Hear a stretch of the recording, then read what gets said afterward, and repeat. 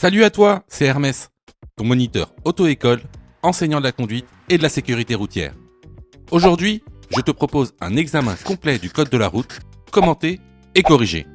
Allez, on perd pas de temps, on commence tout de suite. Question numéro 1. Je m'arrête au niveau du panneau. Oui, réponse A, non, réponse B. Je cède le passage à gauche uniquement. Oui, réponse C, non, réponse D.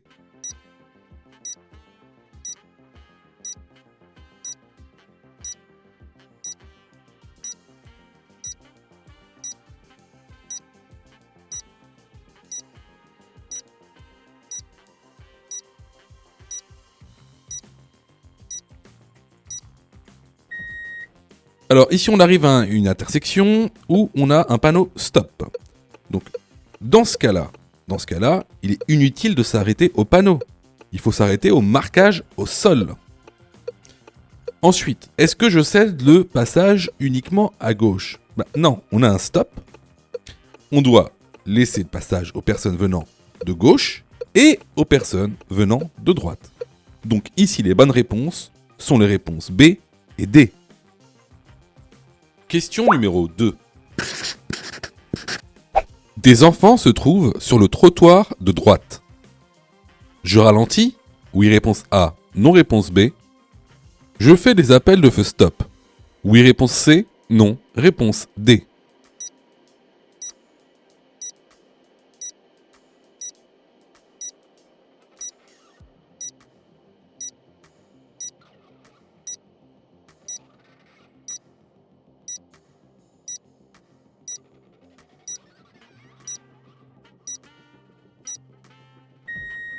Alors, dans cette situation, on a donc à droite un groupe d'enfants.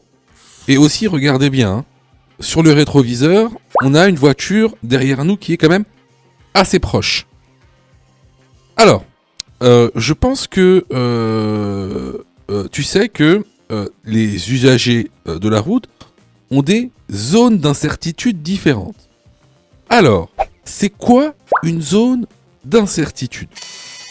Une zone d'incertitude, en fait, c'est la probabilité de présence d'un usager à un moment donné. Alors, tu vois par exemple, un homme adulte va avoir à peu près une probabilité de présence, on va dire, d'1 mètre autour de lui. Hein, alors, il peut par exemple se décaler un peu à gauche quand il marche, de trébucher un peu à droite, ou même reculer parce que je sais pas, il a vu un chat ou un chien. Voilà. Mais il va rester sur à peu près un cercle d'une circonférence de d'1 mètre. Alors qu'un enfant, lui, il aura une zone d'incertitude beaucoup plus grande, parce que vous connaissez les enfants, un rien peut porter leur attention, et donc en même pas une seconde, ils peuvent se retrouver à 2-3 mètres de vous. Donc un enfant, il aura une zone d'incertitude beaucoup plus grande que celui d'un homme adulte. Un enfant, une zone d'incertitude, c'est à peu près 2 à 3 mètres. Alors que par exemple, une personne âgée, elle aura une très petite zone d'incertitude, parce qu'elle aura beaucoup moins de capacité pour se déplacer. Voilà pour la zone d'incertitude. Donc effectivement, j'arrive dans une zone où il y a des enfants, usagers avec une grande zone d'incertitude, donc je ralentis. Ensuite, est-ce que je fais des appels de feu stop ? Alors, n'oubliez pas, hein, les appels de feu stop, c'est quoi ? Les appels de feu stop, c'est quand on appuie de manière répétée sur la pédale de frein, parce que quand tu appuies sur la pédale de frein, les feux stop derrière s'allument, et donc ça prévient les usagers derrière, ici par exemple, la voiture qui est derrière nous sur le rétroviseur, ça la prévient qu'il y a un danger qu'elle ne voit pas. Donc les appels de feu stop, ça sert à ça. Ça sert à prévenir les gens derrière toi qui, eux, ne voient pas le danger, de leur dire « Hé, là, il y a un danger qui arrive devant vous. Je vous préviens avec les appels de feu stop. » Donc ici, c'est très très pertinent de faire des appels de feu stop. Donc les bonnes réponses à cette question sont les réponses A et C. Question numéro 3. Ma voiture tombe en panne sur autoroute. Je me place sur la bande d'arrêt d'urgence le plus rapidement possible. Oui, réponse A. Non, réponse B.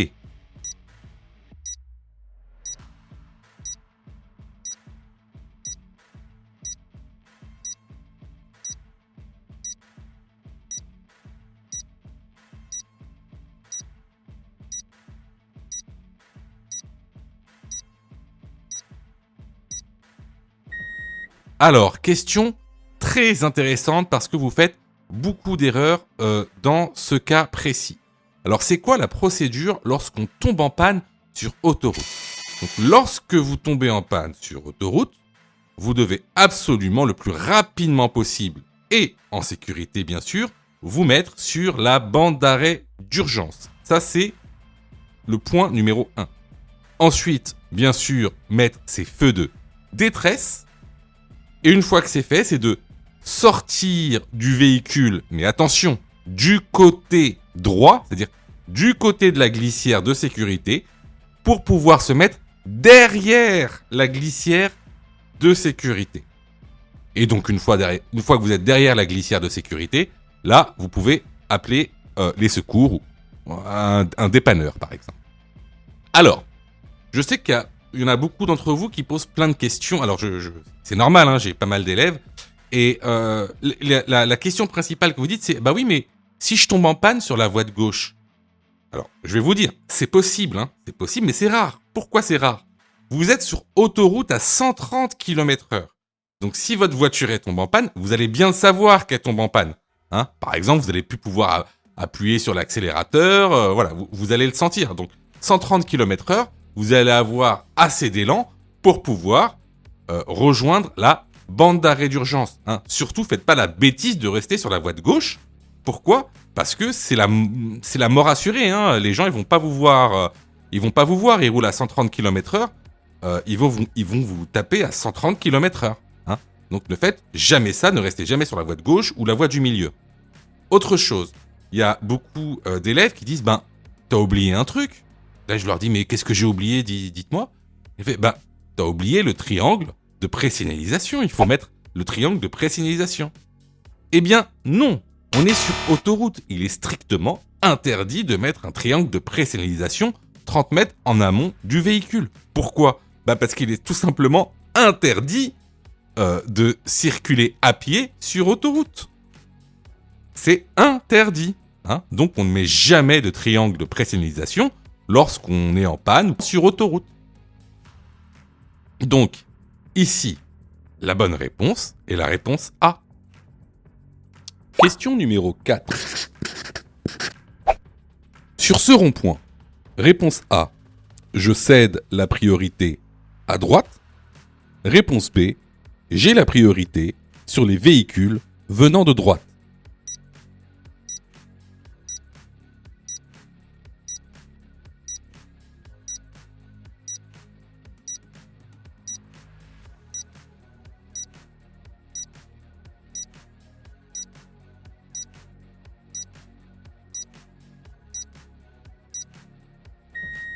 Alors, question super intéressante.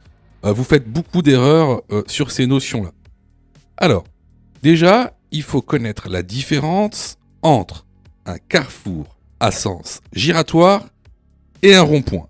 Ce sont deux choses totalement différentes.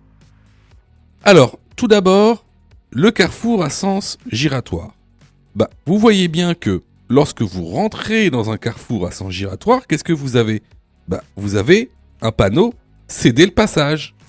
Donc, vous devez céder le passage aux véhicules qui sont dans le carrefour à sens giratoire, qui viennent de gauche. Également, lorsque vous êtes à l'intérieur du carrefour à sens giratoire, également, vous avez la priorité sur les véhicules qui sont à votre droite. Pourquoi? Parce qu'ils ont, eux aussi, un panneau « Céder le passage ». Ça, c'est pour les carrefours à sens giratoire. Concernant les ronds-points, et notamment ici, les ronds-points sans signalisation. En fait, c'est comme une intersection. c'est une intersection sans signalisation. Donc là, contrairement au carrefour à sens giratoire, c'est la priorité à droite qui prime. Donc, lorsque vous rentrez dans un rond-point, vous avez la priorité sur les véhicules qui viennent de votre gauche, et quand vous êtes dans le rond-point, vous devez céder la priorité aux véhicules qui sont à votre droite. Donc, la bonne réponse ici est la réponse A. Question numéro 5. Il est conseillé de rouler avec des chaînes partant de neige. Oui, réponse A. Non, réponse B.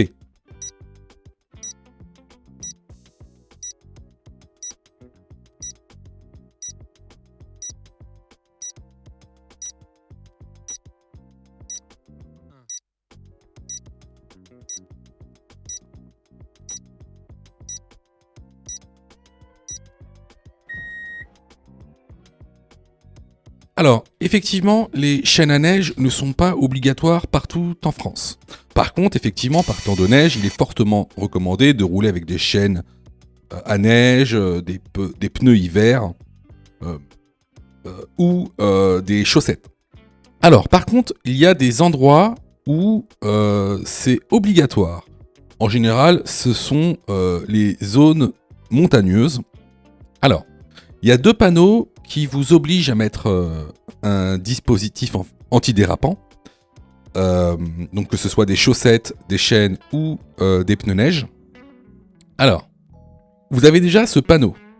Alors, ce panneau, on appelle ça le panneau B58, qui annonce en fait une entrée de zone d'obligation d'équipement en période hivernale.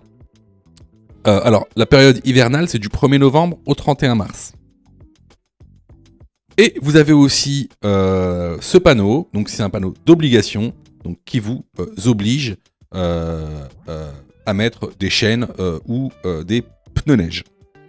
Donc ici, est-ce qu'il est conseillé de rouler avec des chaînes partant de neige ? Oui. La bonne réponse est la réponse A. Je vois que tu es super motivé pour avoir ton code. Alors, soutiens la chaîne en t'abonnant et surtout en activant les notifications afin d'être prévenu des dernières vidéos mises en ligne. Question numéro 6. À bord du véhicule, il est obligatoire d'avoir 2 gilets de haute visibilité. Oui, réponse A, non, réponse B.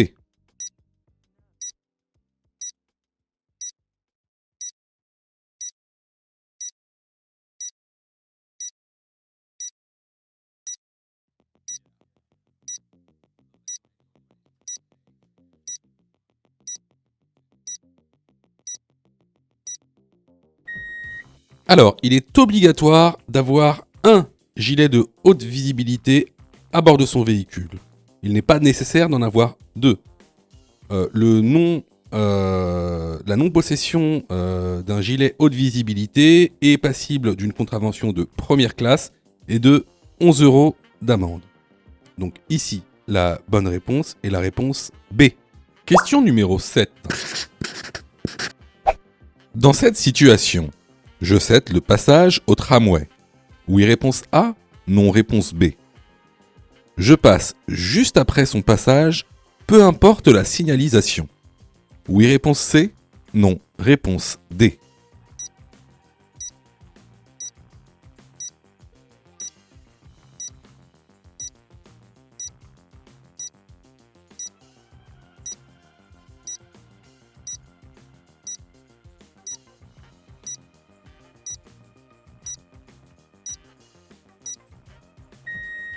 Alors ici on arrive sur une intersection, à une traversée de tramway, comme l'indique le panneau d'indication.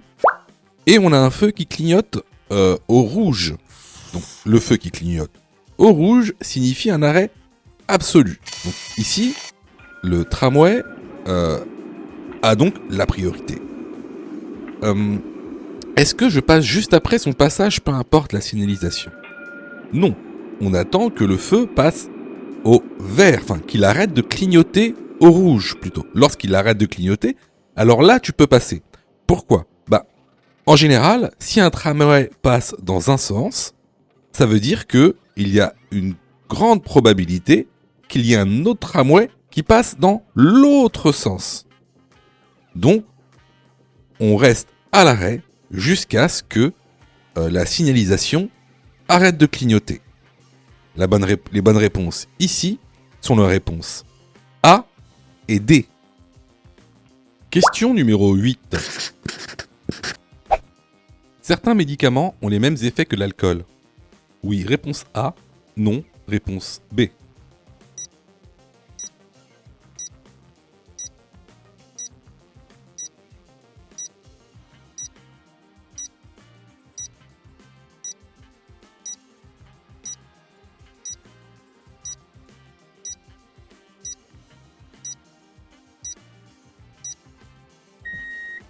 Alors, il est vrai que certains médicaments ont des effets semblables à l'alcool, comme la diminution de la vigilance, par exemple.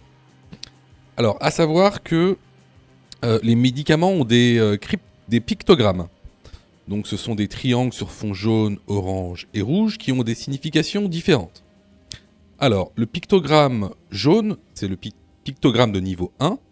Il ne vous interdit pas de conduire, mais il nécessite que vous soyez informé des effets du médicament. Ensuite, vous avez le pictogramme de niveau 2, un triangle sur fond orange.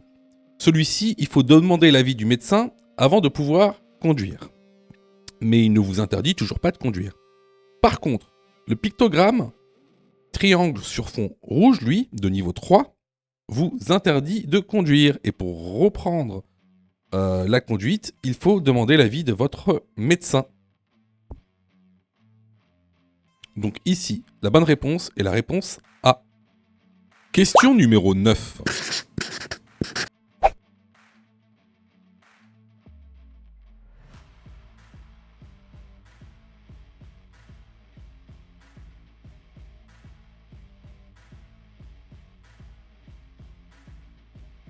Je reste sur ma voie.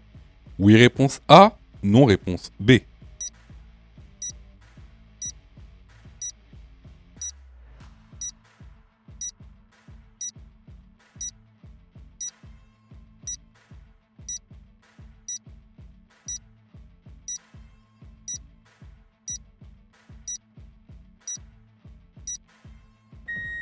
Alors, tu remarqueras que la voie qui a devant toi, juste après l'intersection, c'est une voie qui est réservée. D'ailleurs, tu peux voir la délimitation entre la voie de gauche et la voie de droite est matérialisée par une ligne blanche épaisse discontinue. Hein. Donc, c'est une voie de bus. Donc, ici, ce qu'on fait, c'est qu'on va se décaler à gauche pour prendre la voie réservée aux véhicules motorisés standards. Donc, la bonne réponse ici est la réponse B. Question numéro 10. Je peux dépasser le vélo. En franchissant la ligne blanche, oui, réponse A, non, réponse B. En laissant 1 mètre de distance, oui, réponse C, non, réponse D.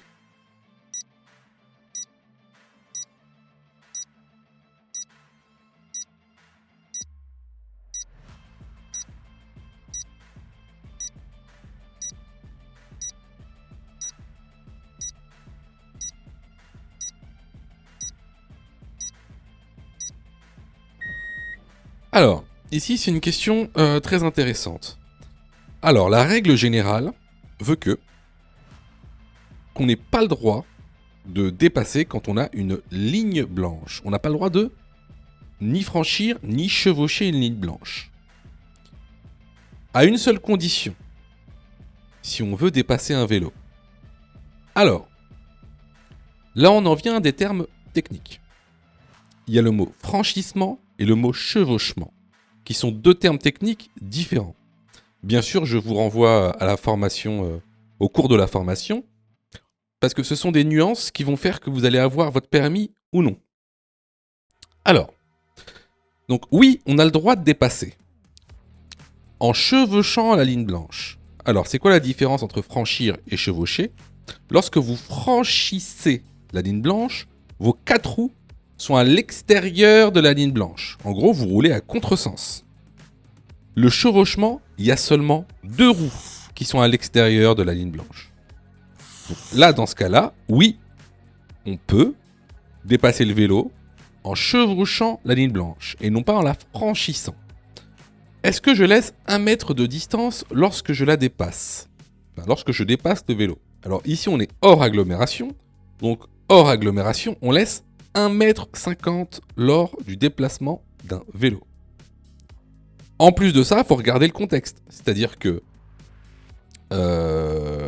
là, effectivement, je peux la dépasser parce que il n'y a personne qui vient en face.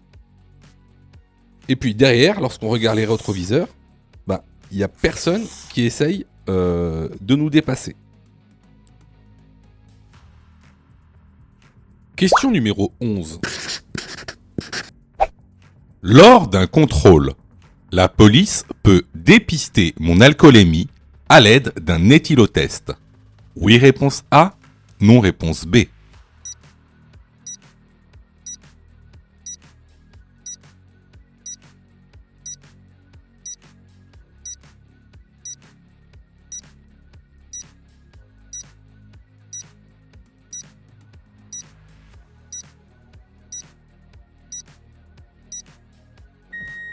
Alors, effectivement, la police peut à tout moment, et peu importe les conditions, effectuer donc un dépistage d'alcoolémie.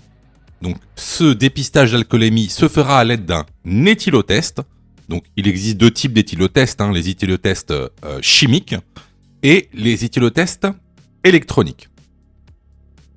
Alors, je sais que beaucoup de gens vont me dire « Ah, mais il existe aussi les éthylomètres, tu as oublié les éthylomètres. » Alors, non, j'ai pas oublié les éthylomètres, mais un éthylomètre, c'est pas fait pour dépister la présence d'alcool. C'est fait pour mesurer la présence d'alcool. C'est pas la même chose. D'accord? Donc, ici, la bonne réponse est la réponse A. Question numéro 12. L'utilisation du klaxon est réglementée. Réponse A, en agglomération. Réponse B, hors agglomération. Est autorisée hors agglomération de jour. Oui, réponse C. Non, réponse D.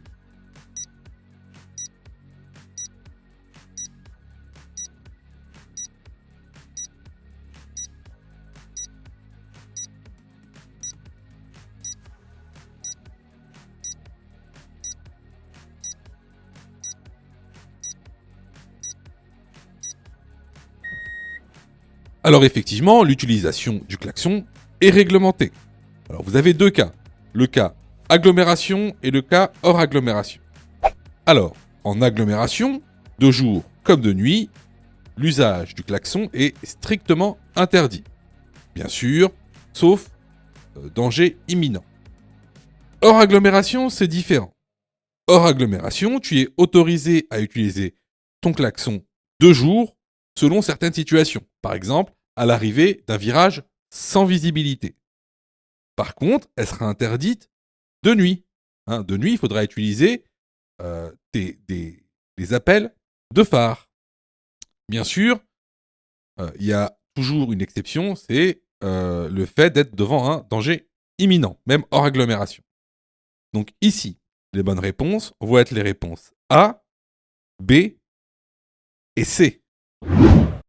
Sais-tu que Mon Code de la route est aussi une plateforme pédagogique qui te permet de passer ton examen du code à partir de seulement 9,90 €. Et on a même conçu, spécialement pour toi, un programme qui te permet d'obtenir ton code en un temps record.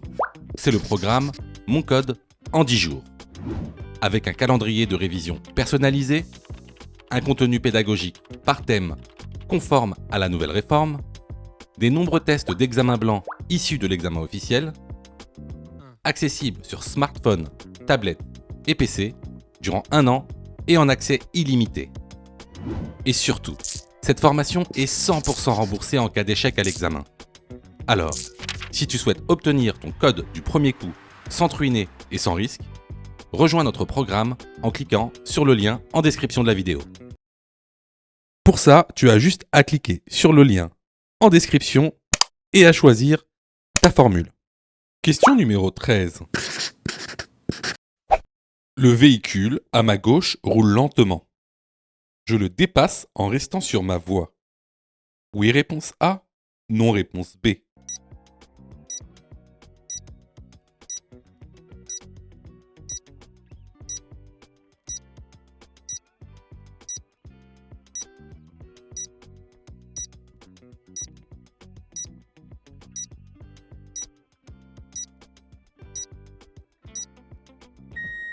Alors ici, on a un véhicule donc sur la voie de gauche qui roule lentement. Moi, je suis sur la voie centrale. Est-ce que je peux le dépasser en restant sur ma voie? Eh bien non. Pourquoi je ne peux pas le dépasser en restant sur ma voie? Car si je le dépasse en restant sur ma voie, je vais le dépasser par la droite. Or, c'est strictement interdit de dépasser un véhicule par la droite. Alors, qu'est-ce qu'on fait dans cette situation? Dans cette situation, si le véhicule à gauche roule lentement, tiens, d'ailleurs, qu'est-ce que ça veut dire que rouler lentement sur la voie de gauche? Est-ce que vous connaissez la vitesse minimale autorisée sur la voie de gauche? Bon, si vous ne le savez pas, je vous conseille vraiment d'aller sur la plateforme pédagogique, car c'est le B.A.B.A. C'est pas grave si vous ne le savez pas, vous êtes en processus d'apprentissage, vous apprenez, mais au minima, vraiment, apprenez votre code de la route, car c'est du code de la route niveau 0. Alors, un véhicule lent sur la voie de gauche, c'est un véhicule qui roule à moins de 80 km/h. Vous vous mettez derrière lui, d'accord, et vous mettez votre clignotant gauche afin qu'il voit que vous souhaitez le dépasser. S'il ne vous voit pas, vous pouvez ajouter à cela des appels de phare. Bien sûr, hein, tout en conservant la distance de sécurité. Hein, ne le collez pas. Après ça, vous le laissez se rabattre sur la voie centrale et là, vous allez pouvoir le dépasser. Donc, ici, est-ce que je le dépasse en restant sur ma voie? La bonne réponse est la réponse B. Question numéro 14. Entretenir sa voiture permet de réduire la consommation de carburant. Oui, réponse A. Non, réponse B.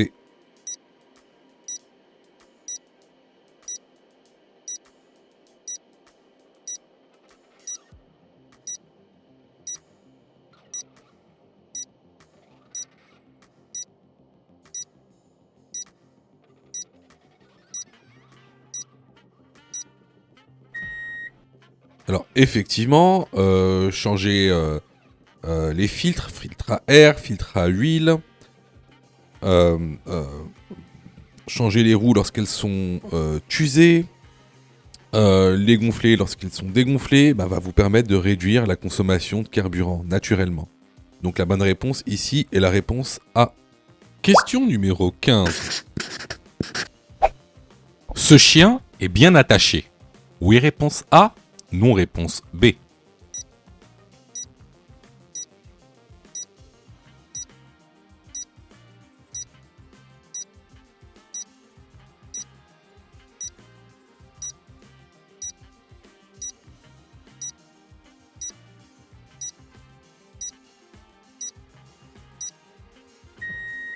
Alors, il faut que vous sachiez que les chiens doivent également être attachés. Tout d'abord, pour pas vous gêner lorsque vous conduisez, mais également pour pas que il se transforme en projectile si vous devez faire un freinage d'urgence. Alors, sachez qu'il existe des mécanismes, notamment des laisses pour chiens, hein, qui permettent justement aux chiens d'être attachés en sécurité. Alors, il n'y a pas que ces sortes de mécanismes qui existent. Il en existe bien d'autres, notamment parfois avec des filets. Donc, ici, est-ce que le chien est bien attaché? La bonne réponse est la réponse B. Question numéro 16. Les piétons ont la priorité sur les tramways dans les zones de rencontre. Oui, réponse A. non. Réponse B.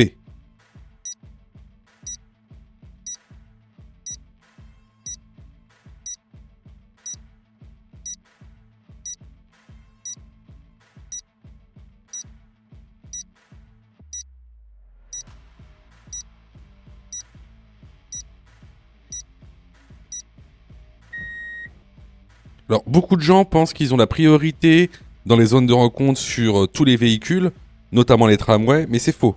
Donc, les piétons ont la priorité sur tous les véhicules à moteur, sauf les tramways. Tout simplement parce que les tramways ont une distance d'arrêt beaucoup trop longue. La bonne réponse ici est la réponse B. Question numéro 17. Ce panneau indique un emplacement d'arrêt d'urgence. Je peux m'arrêter à cet emplacement. Réponse A, si je tombe en panne. Réponse B, si je fais un malaise. Réponse C, si je souhaite téléphoner.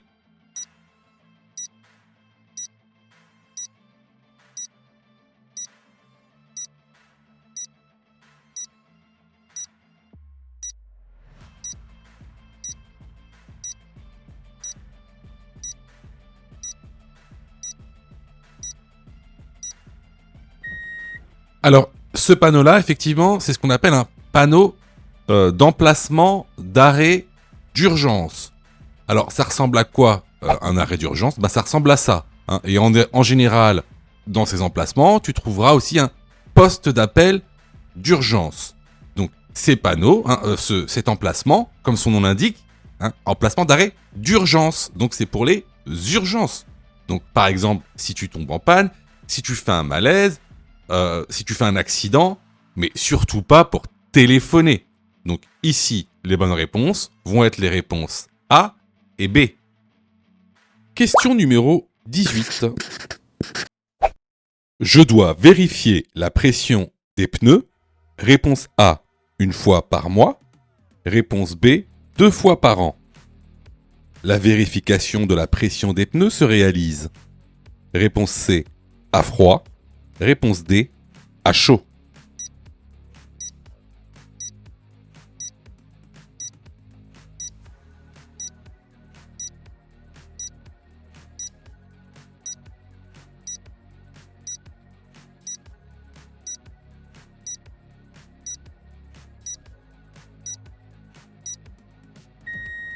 Alors, la vérification de la pression des pneus s'effectue toujours à froid et s'effectue une fois par mois. Les bonnes réponses ici sont les réponses A et C. Question numéro 19. Dans cette situation, je ralentis. Oui, réponse A, non. Réponse B.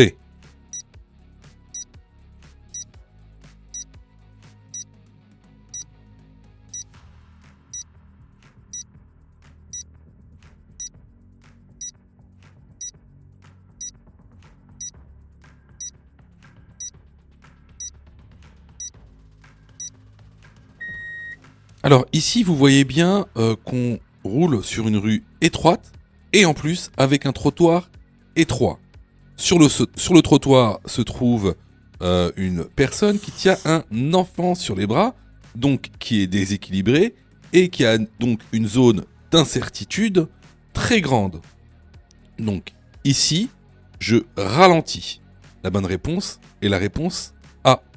Les vidéos sont totalement gratuites. Donc abonne-toi pour aider la chaîne et surtout active les notifications pour être prévenu des dernières vidéos et avoir ton code beaucoup plus rapidement. Question numéro 20.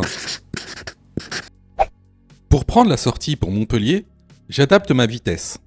Oui, réponse A, non, réponse B.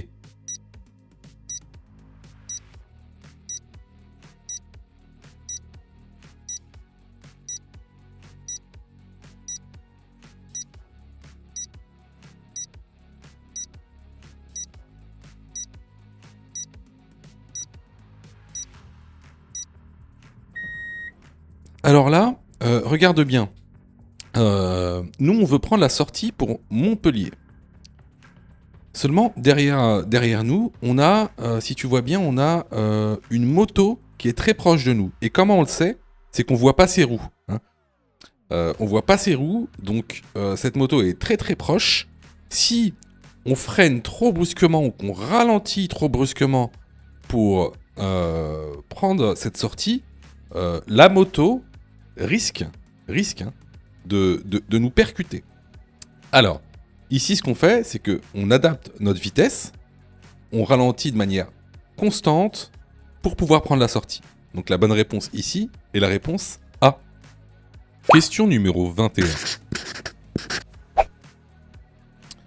Au feu rouge, je dois m'arrêter. A à la première ligne, B à la deuxième ligne.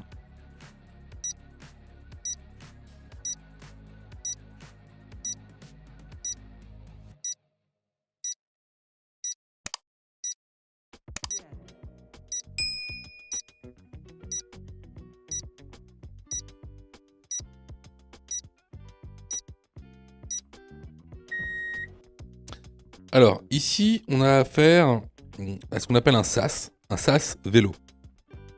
Alors, un sas vélo, c'est quoi? C'est tout simplement un endroit sur la voie qui est réservé, là pour le coup, au vélo. Donc, effectivement, lorsqu'on arrive à ce sas, il faut s'arrêter à la première ligne pour ne pas empiéter sur le sas. Donc la bonne réponse est la réponse A. Question numéro 22. Téléphoner au volant avec un système intégré et sans risque. Oui, réponse A. Non, réponse B.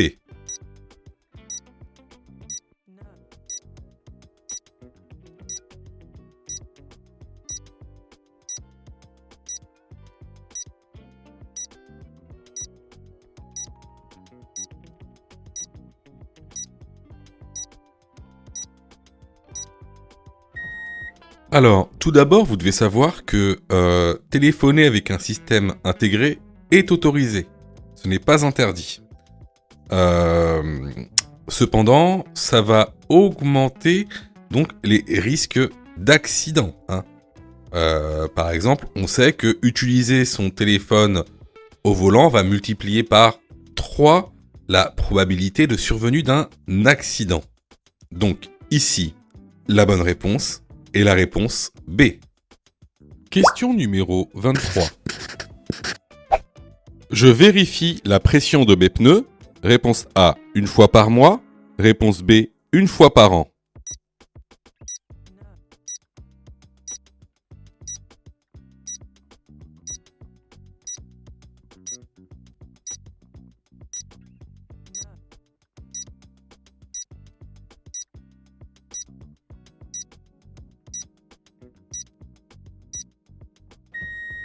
Alors, tu dois vérifier la pression de tes pneus une fois par mois.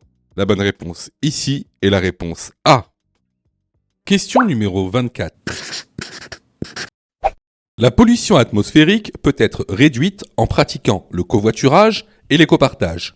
Oui, réponse A. Non, réponse B.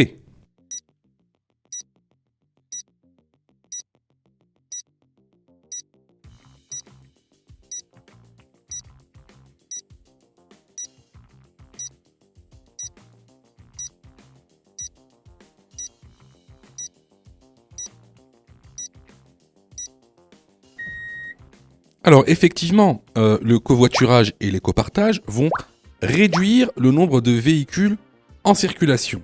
Par conséquent, réduire la pollution atmosphérique. La bonne réponse ici est la réponse A. Question numéro 25. Une ceinture vrillée peut aggraver les blessures en cas d'accident. Oui, réponse A. Non, réponse B.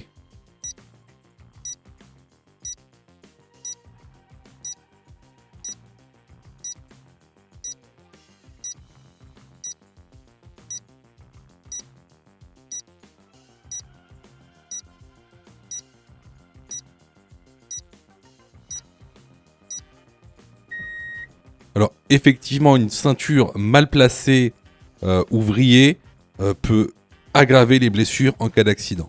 La bonne réponse ici est la réponse A. Question numéro 26. En tournant à droite, je ralentis. Oui, réponse A. Non, réponse B.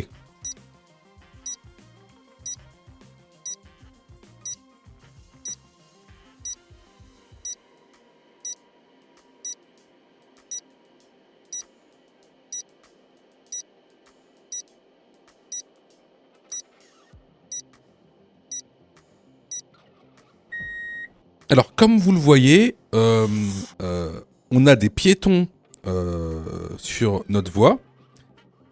Donc, il va falloir faire attention. Alors après, vous allez me dire, oui, mais bah, le feu est vert. Oui, le feu est vert, certes, mais n'oubliez pas que les piétons ont une zone d'incertitude beaucoup plus grande que celle d'un véhicule. Donc, en plus de ça, regardez, dans les piétons, il y a même des enfants. Donc, il y a différents types d'usagers avec deux différents types de zones d'incertitude. Bon, pour ceux qui savent pas ce que c'est qu'une zone d'incertitude, je vous conseille vivement d'aller dans la formation. On va pas pouvoir en parler dans cette question. Donc la bonne réponse ici, c'est que je ralentis. Donc la bonne réponse, c'est la réponse A. Question numéro 27. Je suis prioritaire. Réponse A, seulement sur cet axe routier. Réponse B, à la prochaine intersection seulement. Réponse C, sur toute l'agglomération.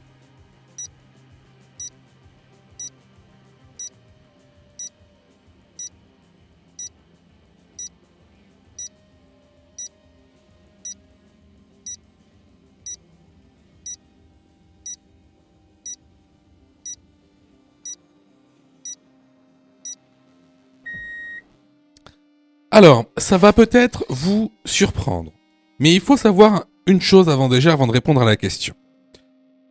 Lorsque vous rentrez dans une agglomération, vous allez avoir un panneau d'entrée d'agglomération, comme ici le panneau de Valory.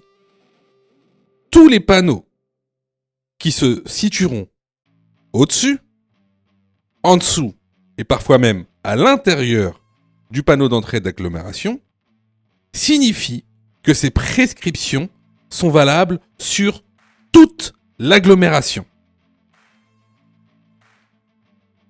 C'est-à-dire, par exemple, ici, on a un panneau de route prioritaire au-dessus du panneau. Qu'est-ce que cela signifie ? Cela signifie que vous êtes prioritaire sur toute l'agglomération de Valory. Alors ça peut paraître étrange comme ça, mais il faut savoir que en France, il y a des villes en fait qui sont des petites bourgades qui font même pas 100 mètres de large. Vous les traversez en 10 secondes. Donc en fait, il y a une rue principale, en général c'est une départementale, et vous avez 2-3 rues perpendiculaires. Et tout ça, c'est la ville. Voilà. Donc, en fait, qu'est-ce qui va se passer ici ? Il va se passer que vous serez prioritaire partout, en règle générale.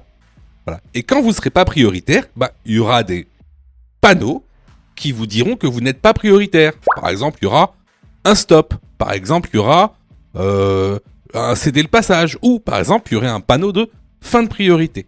Mais, de manière générale, vous serez prioritaire sur toute l'agglomération. La bonne réponse, ici, est la réponse C. Si tu aimes le contenu, alors prends quelques secondes pour liker la vidéo. C'est très important. Cela nous permet d'être mieux référencés et donc de te présenter encore plus de vidéos pour que tu puisses obtenir ton code le plus rapidement possible. Question numéro 28. L'ordre correct d'installation est réponse A, siège, rétro, ceinture. Réponse B, ceinture, rétro, siège.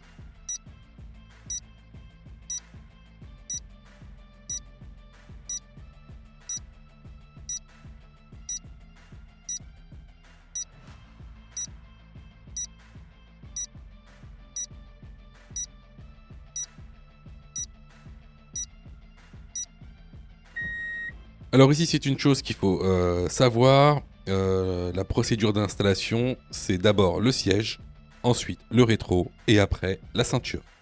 La bonne réponse est la réponse A. Question numéro 29. Je dépasse ce poids lourd. Oui, réponse A. Non, réponse B.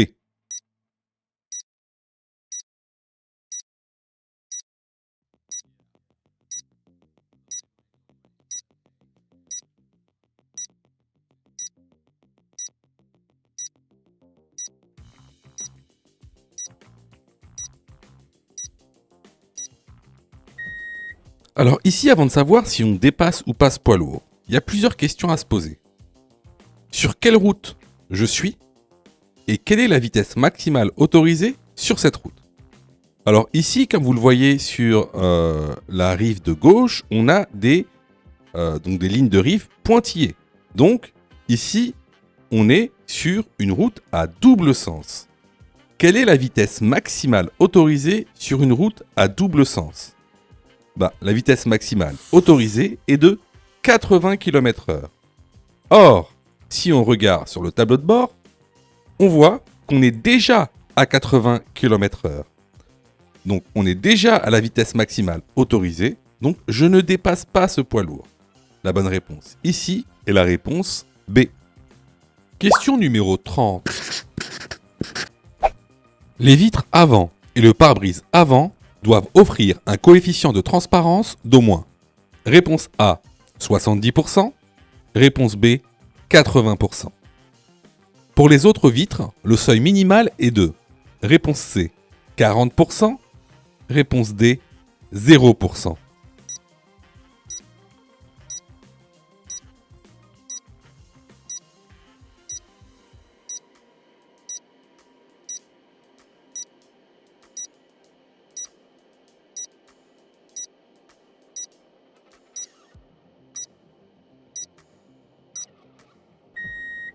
Alors là, c'est une question de cours qu'on voit régulièrement dans la formation. Donc, ce sont des chiffres à savoir concernant le pare-brise avant et les vitres latérales. Avant, le coefficient de transparence doit être d'au moins 70%. Pour les vitrages latéraux arrière et la lunette arrière, il n'y a pas de seuil. Les bonnes réponses ici sont les réponses A et D. Question numéro 31. Au prochain carrefour, je peux aller A à droite, B tout droit, C à gauche.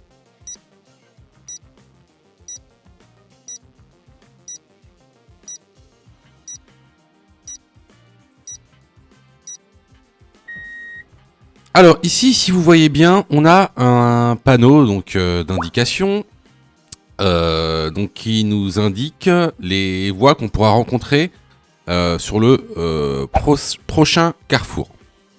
Donc si vous voyez bien, donc on a une flèche à droite qui nous dit qu'on pourra aller à droite. On a une flèche qui va tout droit, donc qui nous dit qu'on pourra aller tout droit. Et à gauche, on a un sens interdit. Donc on ne pourra pas aller à gauche. Donc sur ce rond-point, je pourrais aller A à droite, B tout droit. Les bonnes réponses sont les réponses A et B. Question numéro 32. Je circule à 50 km/h. Mon allure est adaptée à la situation. Oui, réponse A. Non, réponse B.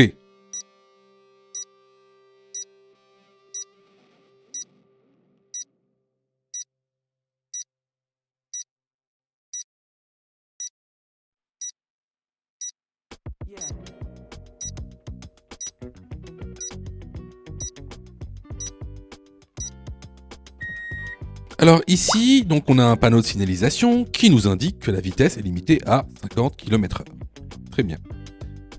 Par contre, sur le côté gauche, vous voyez, il y a un car dans lequel il y a sûrement des enfants ou des individus qui vont sortir ou traverser la rue.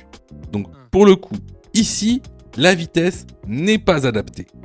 La bonne réponse ici est la réponse B. Alors, vous voyez, il y a beaucoup de gens, en fait, je sais, je sais que vous vous êtes trompés. Enfin, beaucoup d'entre vous se sont trompés. Je sais que vous passez beaucoup de temps à réviser votre code. Je le sais. Sûrement que même vous avez une application gratuite. Mais vous savez, les applications gratuites, si c'est gratuit, ne pensez pas que vous allez avoir de la qualité. D'accord ? Ne pensez pas ça. C'est pas pour rien qu'il y a 40% de taux d'échec. Quasiment la moitié des gens qui regardent cette vidéo vont rater leur code. Pas parce qu'ils n'ont pas travaillé, pas parce qu'ils sont nuls, parce que vous avez été mal formés. C'est pour ça que nous, on vous propose donc une plateforme de formation 100% dédiée au code de la route, réalisée par des professionnels, avec une méthodologie adéquate qui vous permettra d'avoir votre code de la route rapidement. En plus de ça, vraiment ça coûte pas cher. Vous pouvez commencer à vous former pour 9,90 €. Ça c'est la formule la plus basse. Sinon, vous pouvez même choisir la formule Mon code en 10 jours. Et avec cette formule, vous êtes 100% remboursé si vous ratez votre code. Simplement en envoyant la preuve de votre échec. Donc voilà, moi un petit conseil que je vous donne, surtout si vous êtes trompé à cette question, allez dans la plateforme, formez-vous correctement.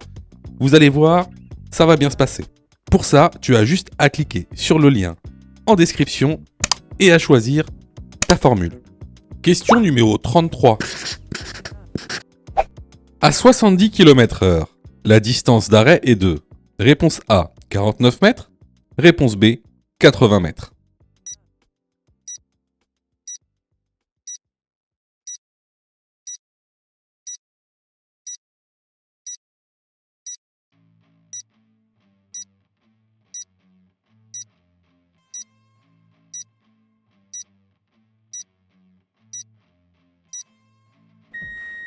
Alors, encore une fois, ça c'est une question de cours pur et dur. Donc n'oubliez pas, il y a 4 distances à connaître, à savoir calculer distance de sécurité, distance d'arrêt, distance de freinage, distance parcourue durant le temps de réaction. Ça, c'est vraiment les 4 distances que vous devez savoir calculer. Donc vous trouverez ça dans l'information en détail. Ici on parle donc de la distance d'arrêt. Donc déjà c'est quoi la distance d'arrêt, c'est quoi ? C'est la distance parcourue pendant le temps de réaction et la distance de freinage. Donc c'est temps de réaction plus distance de freinage. Alors comment on la calcule ? On la calcule très simplement. En fait, c'est en multipliant le chiffre des dizaines par lui-même. Par exemple, ici, on roule à 70 km/h. Donc, le chiffre des dizaines, c'est 7. Donc, on multiplie 7 par lui-même. Donc, 7. Donc, ici, 7 fois 7, 49. Donc, la distance d'arrêt à 70 km/h est de 49 mètres. La bonne réponse est la réponse A. Question numéro 34. L'absorption d'alcool augmente la sensibilité à l'éblouissement. Oui, réponse A. Non, réponse B. Diminue la sensibilité à la couleur rouge. Oui, réponse C. Non, réponse D.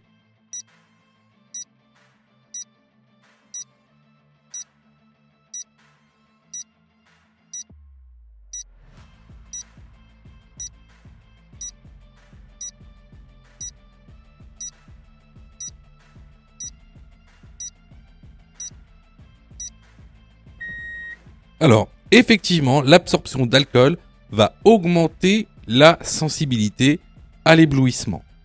Également, bon à savoir, diminue la sensibilité à la couleur rouge, donc la plupart des panneaux de signalisation et des feux. Les bonnes réponses ici sont les réponses A et C. Question numéro 35. Ce panneau indique une interdiction de dépasser les véhicules motorisés, sauf les 2 roues motrices sans sidecar. Oui, réponse A. Non, réponse B.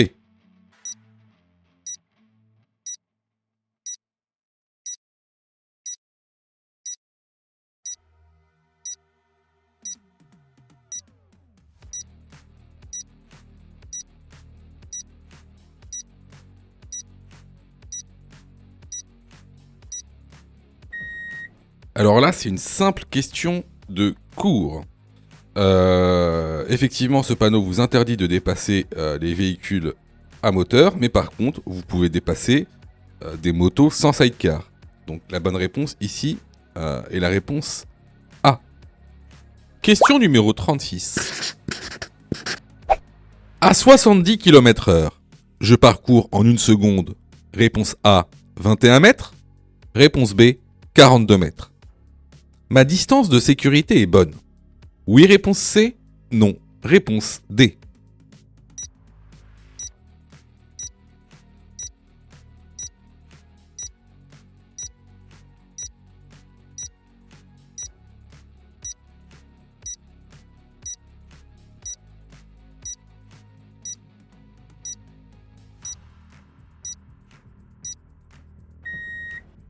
Alors, comment connaître la distance que je fais en une seconde ? C'est très simple. Ici, on roule à 70 km/h. Donc, on prend le chiffre des dizaines, ici 7, et on le multiplie par 3. 3 x 7, 21. À 70 km/h, je parcours 21 mètres en une seconde. Concernant ma distance de sécurité, est-ce qu'elle est bonne ? Bon, on pourrait, avec les notions qu'on a et les connaissances qu'on a, on pourrait la calculer et la comparer avec les lignes de rive. Bon, là, c'est simple. On les a, les lignes de rive. Et on sait qu'une bonne distance de sécurité sur route est de 2 lignes de rive. Or, ici, vous voyez bien qu'on ne les a pas, les 2 lignes de rive. Donc, on n'a pas une bonne distance de sécurité. Les bonnes réponses ici vont donc être les réponses A et D. Question numéro 37. Je dépasse le cycliste en laissant un intervalle de sécurité. Oui, réponse A. Non, réponse B.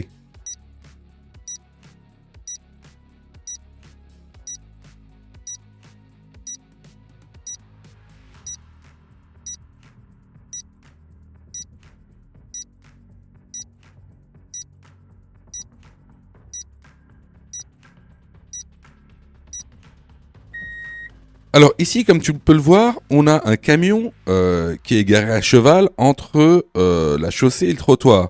Donc là, le cycliste risque de se décaler. Donc, ici, on ne dépassera pas le cycliste, peu importe l'intervalle de sécurité. La bonne réponse ici est la réponse B. Question numéro 38. Ce panneau indique un risque d'incendie. Oui, réponse A. Non, réponse B.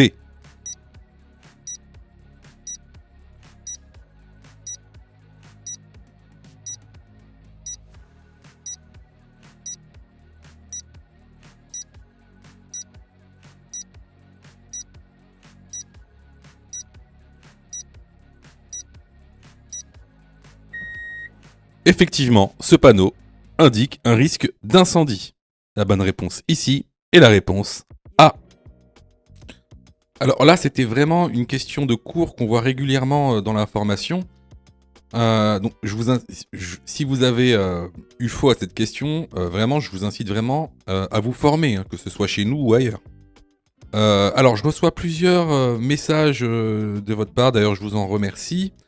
Alors, vous me posez souvent 2 questions. Alors, la première, c'est quand est-ce que je suis prêt pour passer mon code ? Et la deuxième, c'est est-ce que je dois suivre la formation ? Alors, tout d'abord, on va répondre à la première question. Quand est-ce que tu es prêt pour passer ton code ? C'est très simple. Si tu fais moins de 5 fautes sur les 5 dernières séries d'examens blancs que tu as fait, alors tu es prêt à passer le code de la route. Donc attention, ça veut dire qu'il faut que sur les 5 dernières séries que tu as faites, de manière consécutive, il n'y a pas une seule série où tu as fait plus de 5 fautes. Donc si tu as fait plus de 5 fautes à une seule série, il faut que tu continues à faire des examens blancs. La deuxième question. Est-ce que il serait mieux pour moi de prendre une formation ? Alors, là, c'est pareil. Si tu fais 8 fautes ou plus sur les 5 dernières série d'examens blancs que tu as faites, alors il est vivement conseillé de te former. Ça veut tout simplement dire que il te manque certaines notions essentielles. Ça veut pas dire que tu connais pas ton cours, ça veut dire qu'il te manque des notions essentielles pour pouvoir progresser. Et clairement, c'est pas en faisant des examens blancs que tu vas progresser, tu vas même plutôt stagner. Voilà. Donc si tu as fait 8 fautes ou plus sur l'une des 5 dernières séries que tu as faites, je te conseille vivement de te former. Surtout que on a mis en place donc une plateforme pédagogique qui répond vraiment à tous vos besoins. On a fait en sorte que tout le monde puisse se former au code de la route. Vous avez la formule standard, par exemple, qui est à 19,90 € par an. Donc vous payez une fois 19,90 € et vous avez le droit à toute la plateforme pendant 1 an en illimité, avec tous les cours, tous les 10 thèmes, plus de 1200 questions issues de l'examen officiel, commentées et corrigées. Vous avez pour ceux, par exemple, qui veulent passer leur code rapidement, la formule à mon code en 10 jours, pour passer son code en 10 jours, qui est à 39,90 € par an, en illimité. Et en plus, si vous ratez votre code, eh ben vous êtes 100% remboursé, seulement en envoyant votre preuve d'échec. Sinon, pour ceux qui le souhaitent, vous avez la plus petite formule, la formule basique, qui est à 9,90 € par semaine. Celle-ci, c'est une formule qui est hebdomadaire, qui en général est réservée à ceux qui ont déjà passé leur code et qui ont échoué. C'est une sorte de remise à niveau. Donc, vraiment, il y en a pour tous les besoins et il y en a aussi pour tous les prix. Et c'est vraiment pas cher. Ce serait bête de rater son code alors que vous auriez pu vous former pour 9,90 €. Pour ça, tu as juste à cliquer sur le lien en description et à choisir ta formule. Question numéro 39. Fumer au volant réduit la vigilance. Oui, réponse A. Non, réponse B.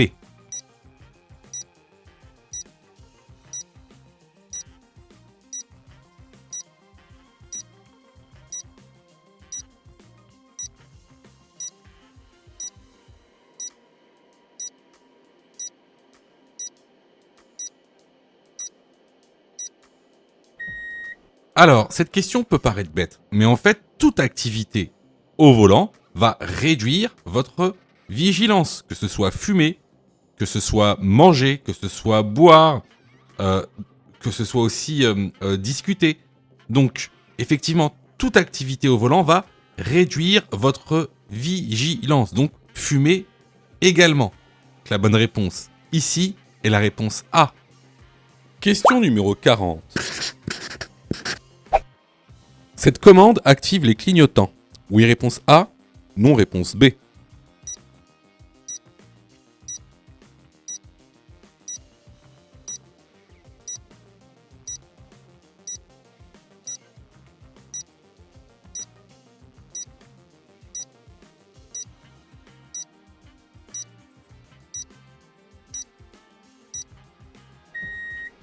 Alors, cette question donc fait partie du thème la mécanique et les équipements. C'est un thème que vous maîtrisez pas trop. Faut dire aussi que bon, maintenant on a un examen qui a été modifié depuis 2023 dans ce qu'on appelle la nouvelle réforme. Donc, vous allez avoir de plus en plus de questions sur les équipements du véhicule et aussi sur la mécanique du véhicule. Comment fonctionnent les véhicules. Pour ça, je vous recommande vraiment de vous former. Nous, on a mis en place une formation pour tous les budgets et pour tous les besoins. On a vraiment voulu que tout le monde puisse se former. Donc, ça part de... Vous pouvez vous former à partir de 9,90 €. Donc, pour 9,90 €, vous avez pendant une semaine, vous avez tous les cours pédagogiques, vous avez tous les exercices d'entraînement par thème, vous avez le droit à plus de 30 examens officiels avec plus de 1200 questions, avec tous les commentaires, tous les corrigés détaillés, les fiches pédagogiques. Bon, ça, c'est pour, disons, c'est le premier prix. C'est le premier prix. Alors, cette formule-là, elle va être plus, pour les personnes qui ont déjà passé le code, qui ont déjà passé le code et qui ont besoin en fait d'une remise à niveau. Ensuite, on a la formation standard. Celle-ci, elle est à 19,90 €. Et celle-ci, elle est valable 1 an en illimité. Et pareil, hein, vous avez tous les cours pédagogiques, tous les exercices, tous les examens officiels, les fiches pédagogiques. Tu auras le droit aussi à un suivi personnalisé pour voir ta progression. Il y aura une équipe qui répondra aussi également à tes questions. Et cette formule, elle sera en accès illimité pendant 1 an. Alors ça, cette formule, elle va plus être dédiée aux personnes qui n'ont jamais passé le code. Voilà. On a aussi pensé aux personnes qui doivent passer leur code très rapidement. Donc on a mis en place une formule qui te permet d'avoir ton code en 10 jours. Donc cette formule, elle est un peu différente dans le sens où on aura des modules pédagogiques spécifiques accélérés.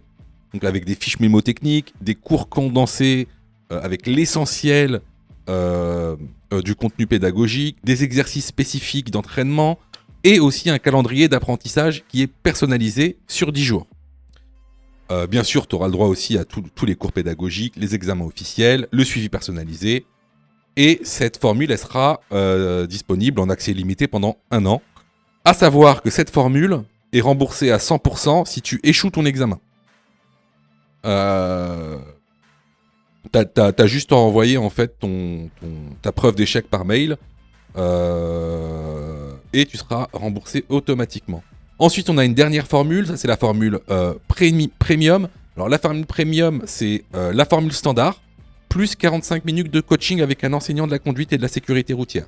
Alors ça, c'est plus pour les personnes plutôt qui viennent d'arriver en France et qui ont besoin de leur permis et qui n'y savent rien. Par exemple, qui ne savent pas qu'il y a plusieurs manières de percer son permis. Il y a la conduite AAC, donc la conduite anticipée, qu'on appelle aussi conduite accompagnée. Il y a la conduite encadrée, il y a la conduite supervisée. Enfin voilà, on leur explique, on vous explique vraiment toutes les sortes de permis que vous pouvez passer. On vous explique aussi, par exemple, tout ce qui est financement. Hein, selon votre situation, vous avez des organismes de financement qui peuvent vous payer, soit en totalité, soit partiellement, votre permis de conduire. Et donc, voilà. Donc, cette formule, en général, elle est dédiée aux personnes qui viennent d'arriver en France et qui ont besoin de leur permis. Et qui ne savent pas réellement comment faire. Donc voilà, donc vraiment, il y en a pour tous les prix et surtout, il y en a pour tous les besoins. Parce que tout le monde n'a pas la même situation. Donc je vous encourage vraiment à vous former, que ce soit chez nous ou autre part. En plus, c'est vraiment pas très cher. Je vous conseille vraiment de vous former. Ça vous évitera de rater votre code pour 1 ou 2 points futiles et de redépenser 30 €, redépenser du temps, reprendre un rendez-vous pour repercer votre code. Alors ici, la réponse à la question, c'est la réponse A. Effectivement, cette commande active les clignotants.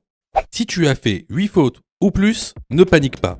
Rejoins-nous sur notre plateforme pédagogique en ligne en cliquant sur le lien en description de la vidéo. Tu pourras alors choisir la formule qui te convient. N'oublie pas de liker la vidéo et de t'abonner pour recevoir toutes les dernières notifications. Tu peux aussi continuer à t'entraîner en cliquant sur l'une des vidéos qui s'affichent.